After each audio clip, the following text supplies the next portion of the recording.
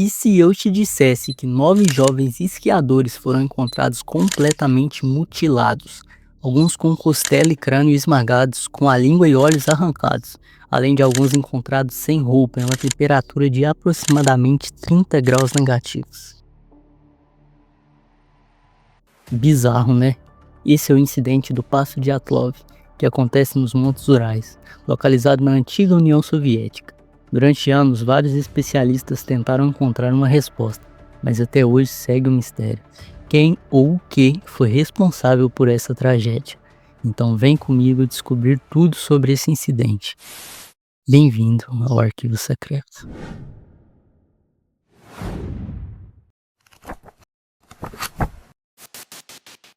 23 de janeiro de 1959. Um grupo de 10 amigos se encontrava para enfim iniciar sua aventura no gelo. Liderados por Igor Dyatlov, o grupo se reuniu numa cidadezinha, Ekaterimburgo, partindo dali para Invindel e de lá para Visay, uma cidade localizada no começo da montanha em que iria escalar. Um fato interessante é que Yuri Yudin, um dia antes do início da aventura, sentiu fortes dores no nervo ciático, o que impediu de prosseguir o passeio e com isso voltou para casa. O que Yuri não fazia ideia é que aquela dor salvaria sua vida. Nos primeiros dias, tudo seguiu normalmente. Nos diários é possível ver que estava tudo normal com os esquiadores. Do dia 28 a 30 podemos ler relatos positivos, o clima parecia ótimo e o grupo animado. O problema é a partir do dia 31 que as coisas começam a mudar em seus diários. Podemos ver que o tempo piorou e que dificultava a caminhada. Porém, é a partir do dia 1º que tudo se torna um grande mistério. Não existe mais anotações e nenhum tipo de contato com o grupo.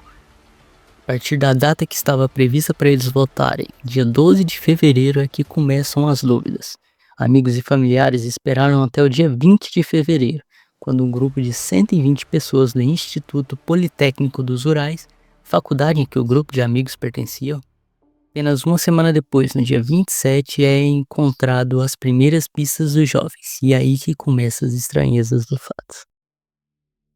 A barraca responsável por abrigar o grupo estava enterrada na neve, porém sem nenhum deles lá dentro. Também era possível notar que existiam pratos com pedaços de carnes, botas que ficaram para trás e a tenda foi rasgada de dentro para fora, o que indicava que por algum motivo o grupo saiu às pressas dali.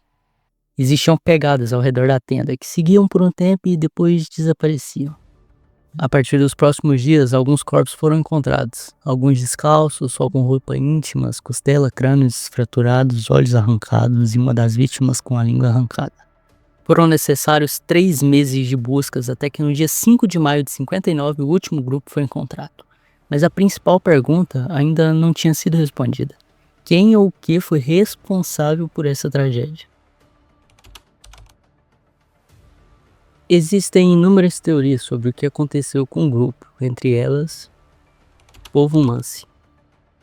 Os nativos da região poderiam ter assassinado os jovens por terem entrado em algum lugar sagrado. Porém, segundo estudiosos, não possuem nenhum registro de serem um povo violento. Muito pelo contrário, eram conhecidos por serem um povo pacífico e receptivo. Conflito interno. Se não foram os indígenas, talvez houvesse uma briga generalizada entre os montanhistas, o que resultou em um massacre, mas segundo as autópsias era impossível um ser humano possuir a força necessária para causar esses danos. Animal selvagem ou alienígenas. Alguns teorizam a possibilidade de um urso ou uma rena ter atacado o grupo, porém a barraca foi rasgada de dentro para fora e não ao contrário, além de não ter pegadas de animais na área. Com isso, a possibilidade de OVNI surge. A população indígena local e outros grupos de caminhantes relataram luzes vistas no céu naqueles dias. As lesões sofridas, como crânios e costelas quebradas sem lesões externas, eram associadas a tecnologia alienígenas.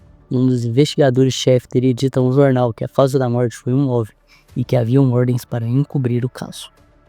Porém, nenhuma dessas teorias explicava nada e todas elas foram descartadas por especialistas, deixando o incidente sem resposta. 60 anos depois, em 2019, o caso foi reaberto e um grupo de cientistas suíços chegou a uma conclusão. E a resposta seria uma avalanche. Sim, uma avalanche de placas seria a solução. Um tipo raro que acontece quando uma quantidade de neve fresca é acumulada sobre uma neve compacta, fazendo com que ela se desprenda facilmente após algum gatilho, que nesse caso seria a instalação da própria barraca. A teoria foi aceita por alguns cientistas, porém ela não explica muitas coisas, como por exemplo, por que algumas partes dos corpos estavam faltando, ou por que estavam sem roupas. Também tinham em seu corpo vestígios de radioatividade, o que não era explicado por nenhuma teoria. A verdade é que não se sabe ao certo o que aconteceu com aqueles esquiadores, e muito provavelmente nunca saberemos. Mas e pra você, o que acha que aconteceu com o grupo? Deixa sua opinião nos comentários e aproveita para deixar o like e se inscrever no canal. Ativa o sininho e um abraço.